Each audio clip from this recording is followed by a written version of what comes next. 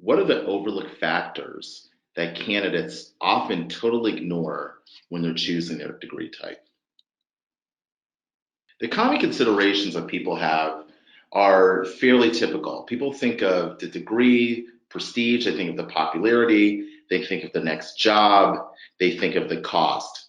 These are the common considerations. These are the ones that are written about. These are the factors that candidates speak amongst themselves about, that family members chime in on. Is this degree going to help you in terms of, is this something that grandma is really going to respect? Is it a degree that we see out in the media, we see on television shows, we see your favorite CEO or your favorite entrepreneur or your favorite researcher have? Is this a degree that's going to help you get into the next job? And what's the cost of the degree? Is it too expensive? Is it worth the investment, et cetera? These are typically the items that most candidates really strongly consider. And frankly, they're the most important. However, they are often the only factors that candidates consider, and that can be to huge detriment to themselves. Here's the problem. That kind of just skim the surface analysis won't do you justice. And the reason it won't do you justice is because it doesn't address some of the core questions you have to ask about yourself in order to make it through the program and get the most out of it. And I'm going to explain what I mean in 1 minute. You've got to think a little bit deeper about what you want. You've got to think a little bit deeper about how you want your career to lay out, how you want your life to lay out, what's important to you before you undergo this journey of pursuing a graduate degree, taking time out from starting your professional lives and often going into debt or incurring more debt in order to pursue this degree. You've got to really spend some time thinking about those things. The first four factors I mentioned, right? Cost, prestige, will it help you get your first job, etc. Those are very externally facing, but they really don't deal with potentially your internal happiness, and they really don't necessarily deal with your internal motivations for getting this graduate degree. And at the end of the day, no matter who's helping you with this pursuit, no matter who's encouraging you, you're the one that's going to have to get up every single day. You're the one that's going to have to be spending those late nights completing assignments. You're going to be the one that's going to have to be working with people in the learning team, people that you may not love, and really make a huge commitment to putting off your life. So you've got to make sure that internal motivation is really there before you walk away from so many other things you could have been doing with your time. So the first thing is really focusing on what's your personal development, right? So you've got to understand that the subject matter that you're taught may not even be relevant by the time you graduate. So personal development, your own internal growth outside of the actual material you're learning might be really critical for you in terms of this pursuit. You've got to think about, how do you expand your ways of thinking? What are new mental paradigms? What are new shifts?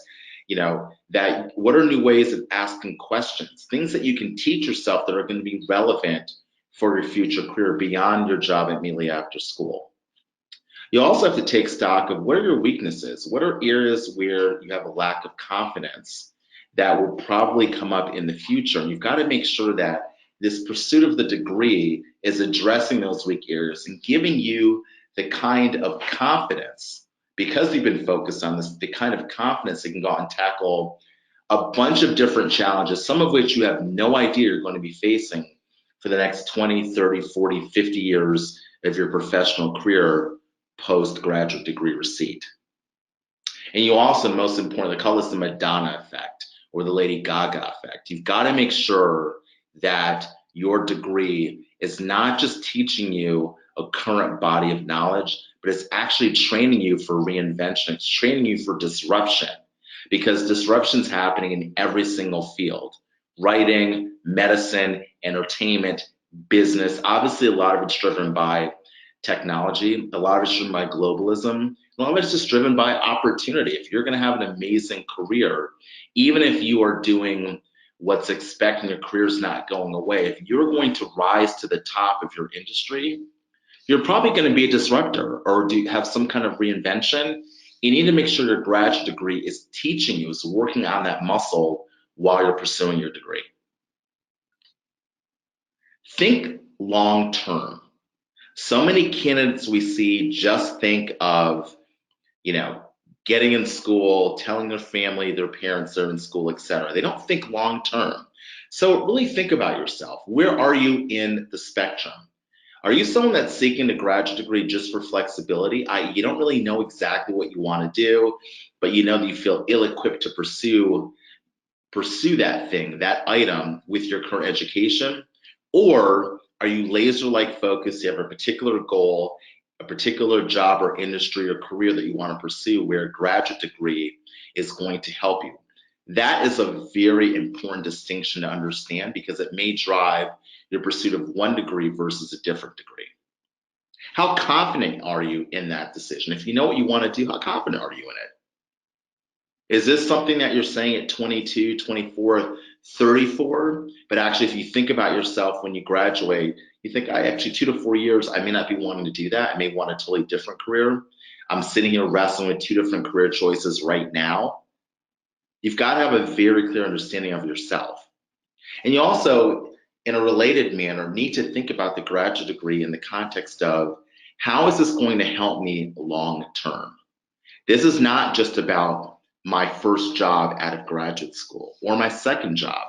This is not about the first year or first 3 years.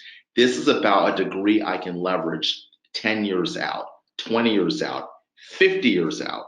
Now, obviously, 10, 20, 50 years out, the degree is going to have a decreasing level of importance relative to your career pursuit, the things that you've accomplished. But it's still going to be important and it's still worthy of thinking about this kind of question and these kinds of areas right now. If you're not sure, and frankly, a lot of us aren't sure. I was not sure when I went to pursue my master's in education and my master's in business administration. That's a common feeling, okay? But if you're not sure, what I would recommend you do is you think about degrees that last to at least 2 years. Why? Because you get an internship. You get to have this amazing opportunity to actually immerse yourself in a particular career, in a particular industry, in a particular company, and figure out, does that really resonate with you from a professional standpoint, from sort of an emotional, soulful standpoint? Is this how you want to devote your time? A 2 year or longer degree gives you that internship opportunity in a way that a 1 year degree does not. A 1 year degree, you start in September for the most part, and you're out in May. And all of a sudden, you're actually taking quote unquote permanent steps in your career where it's harder to sort of switch and go to the off ramp than it is in terms of having a 10 to 12 week internship where if you don't like it, no problem. You can go back to school and you can sort of retool and find something else you want to do. And obviously, if you have a 3 year or more year degree, think about law school, you've got actually 2 summers. You have 2 internship opportunities to learn about the industry and learn about the company and learn about a particular firm, but also to learn about what really resonates with you personally. If you're unsure, think about pursuing a degree that encourages interaction with alumni, interaction in conferences, interaction where alums come back and hire, interactions where alums come back and speak to current students. The reason why this is really important is because alumni, especially from a particular degree, those are the people that you can ask, hey, you were just in my position 2 years ago, 5 years ago, 10 years ago. How do I make this decision? How did you make your decision? Does my way of thinking make sense? Alumni who hold a particular degree, and obviously from a particular school, it's even better, those are great resources for you to lean on and ask questions of that perhaps you can't ask questions of anyone else, including your family, including your professors, and also including your employers. Because when you go out and you interview for a job on campus, you have to seem like you have a lot of conviction about pursuing that particular job in that particular industry. With alums, you don't necessarily have to do that. You don't have to have that facade, if you will. And then the last thing to do if you're unsure is think about a degree where your work experience prior to starting graduate school is valued, like an MBA. Most MBA programs, most selective MBA programs, I should say, in the top 100, they actually want you to work for a couple of years. So if you're unsure about what you want to do, let's say you're a senior in college, a degree like an MBA that encourages you to go out and work, it lets you dip your toes in the workforce and essentially have, a 2-year, 3-year quote unquote internship, immersion in your field such that then you've got a good idea as to whether or not going back to graduate school, in this case in business, makes sense. Does an MBA make sense? Or maybe you want to get that degree in history you're thinking about. Does an MBA make sense? Or maybe you're sort of more of a data analytics person.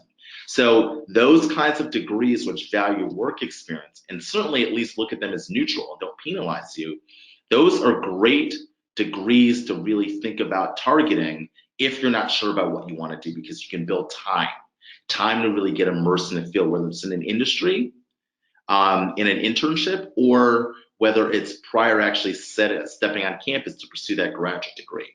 And obviously speaking to alumni can be invaluable in terms of finding mentors who have the same degree you have and had to undergo that same decision-making process that you're struggling with right now. Now, this might be interesting to you, but it's really important to think about, are you tired? Do you have the stamina? Different degrees have different efforts in order to complete them and do well. I will tell you, when I pursued my master's in education degree, I was a little burned out from college. I majored in neurobiology, and pursuing the master's in education really helped me take a step back, deprogram. It was nothing like my senior year in college. I was taking a lot of quantitative courses and working super intensely. The master's in education was a little bit of an edge off. I could not have pursued an MBA immediately after college. I did not have the energy, the stamina. I just literally probably would have left school. So you have to have that feeling of kind of who you are, and you have to understand that different degrees are different. I would say a master's in education is probably generally a little bit easier, requires a little less intensity than the MBA. An MBA probably requires a little less intensity than a master's in computer science or a PhD in biometrics. So you've got to really take into account what you've got left in the tank. Where are you in the spectrum of energy in terms of focus to go into school? And just really the ability to call in reserves and pull those all-nighters and do everything you need to do to be successful. The work level is intense and you can fail out in certain degrees. Other degrees, you cannot do that, okay? If you're looking at a master's in education, I'm just sort of speaking from an experience, it's really difficult to fail out of that school. It's difficult. MBA, it's a little less difficult to fail out. Master's in computer science, you can fail out. I've talked to people that have failed out. We've had clients that have failed out of these schools. So you've got to understand that there is a different level of commitment depending on the degree, okay?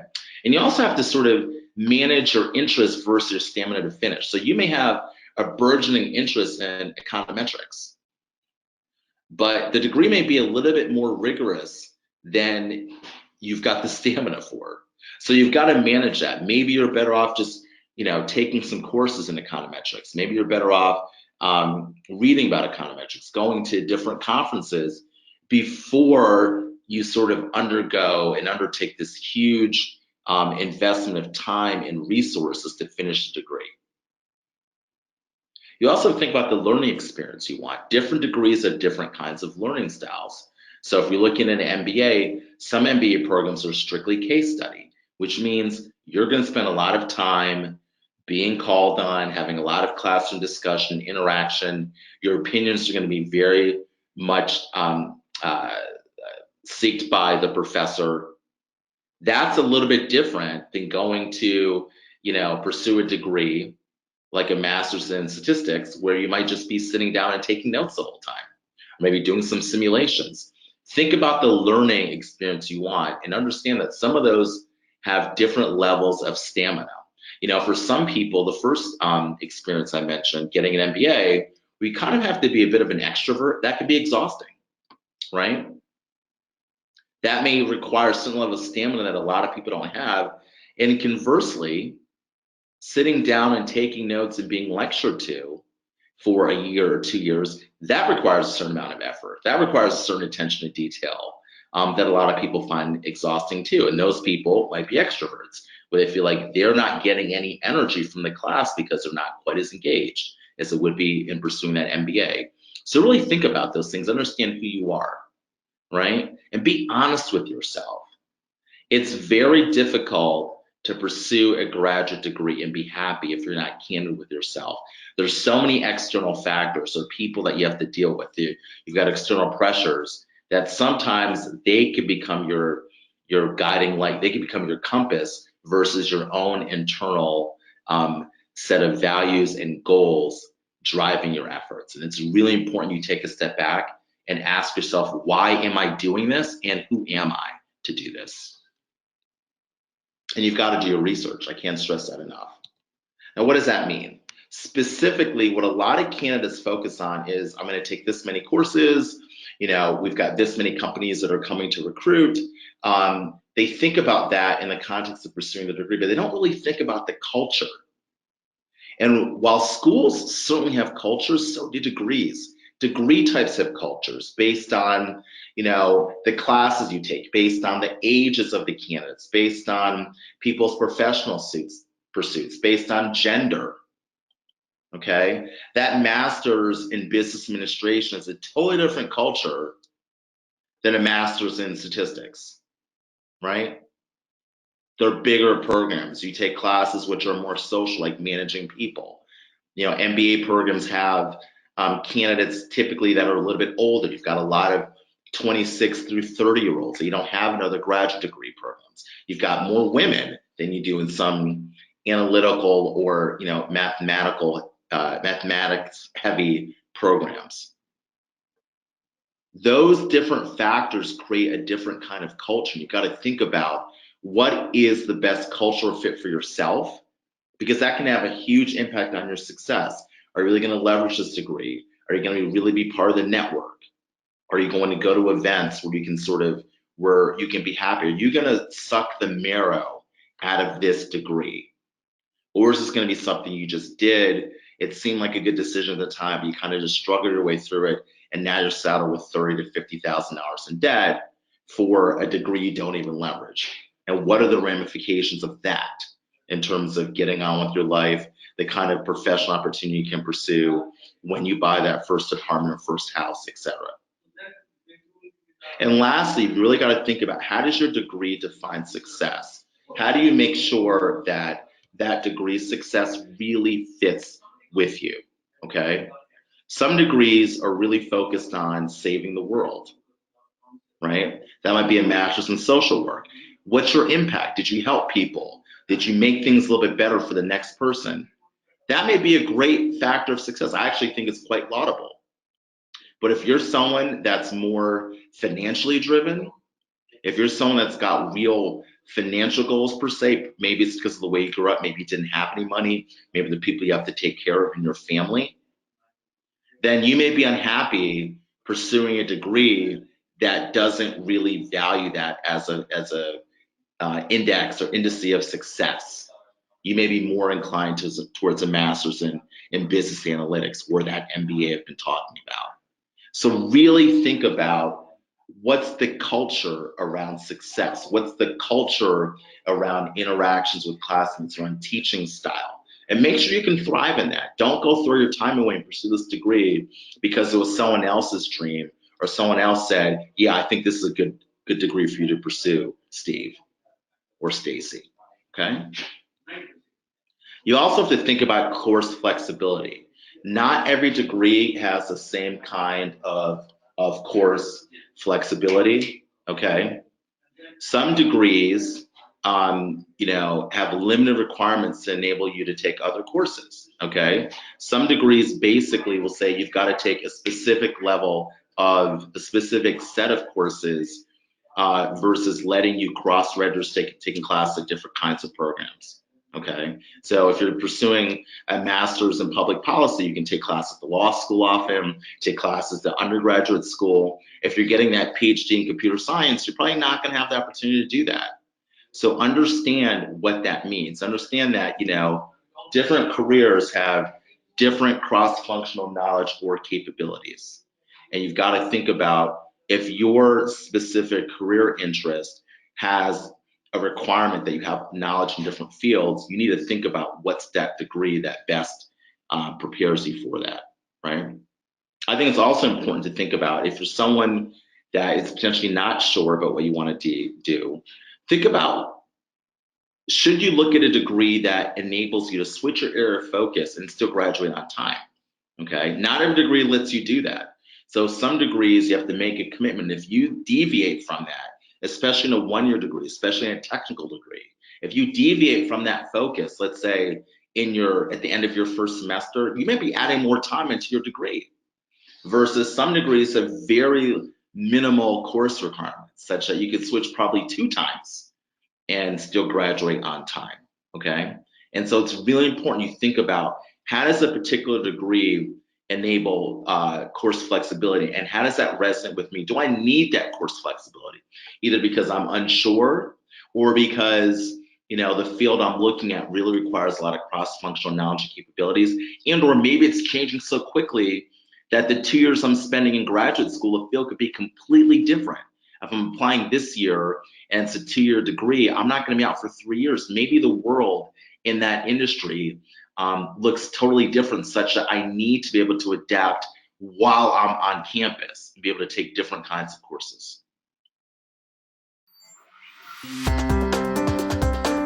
Admit me, never apply alone.